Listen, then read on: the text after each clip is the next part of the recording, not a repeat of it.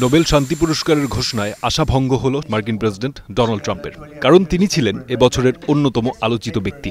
বিভিন্ন দেশের সমর্থন তো বটেই, বারবার নিজেই বলছিলেন একটি দুটি নয় ৭৭টি যুদ্ধ বন্ধ করেছেন, তাই শান্তিতে নোবেল তারই প্রাপ্য। কিন্তু শেষ পর্যন্ত ২০২৫ সালের নোবেল শান্তি পুরস্কার গেল ভেনেজুয়েলার প্রধান বিরোধী রাজনৈতিক দলের নেতা মারিয়া করিনা মাচাদোর ঝুলিতে। অসলোতে সেখানকার সময় সকাল ৯টায় এই ঘোষণা দেয় নরওয়েজিয়ান নোবেল ইনস্টিটিউট। এবছর মোট ৩৩৮ জন প্রার্থী ও সংস্থাকে মনোনয়ন দেওয়া হয়েছিল, যার মধ্যে ২৪৪ জন ব্যক্তি আর ৯৪টি প্রতিষ্ঠান।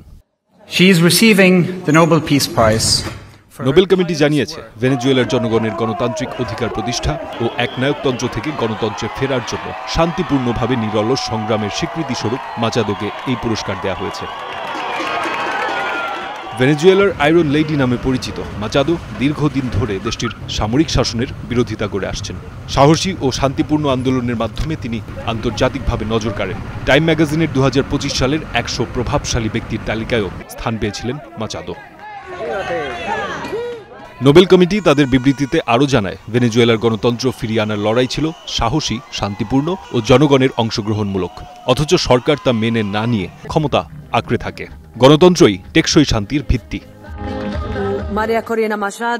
এর আগে গত বছর ইউরোপীয় ইউনিয়নের সর্বোচ্চ মানবাধিকার পুরস্কার Sakharov prize for freedom of thought জয় করেন মাচাদো। ইউরোপীয় পার্লামেন্ট বলেছিল, মাচাদো ও তার সহকর্মীরা ভেনেজুয়েলার মানুষের স্বাধীনতা ও গণতন্ত্র পুনরুদ্ধারের প্রতীক। এদিকে নোবেল শান্তি পুরস্কার বিজয়ী হওয়ায় মারিয়া করিনা মাচাদোকে অভিনন্দন জানিয়েছে জাতিসংঘের মানবাধিকার অফিস। সেই সাথে ভেনেজুয়েলার বিরোধী দলীয় নেতা এবং প্রেসিডেন্ট প্রার্থী হওয়া এডমুন্ডো গঞ্জালেস উরুতি মাচাদোকে অভিনন্দন জানিয়েছেন।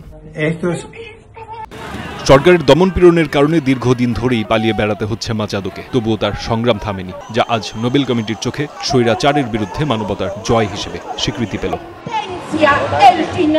ফারদিন খান, স্টার নিউজ।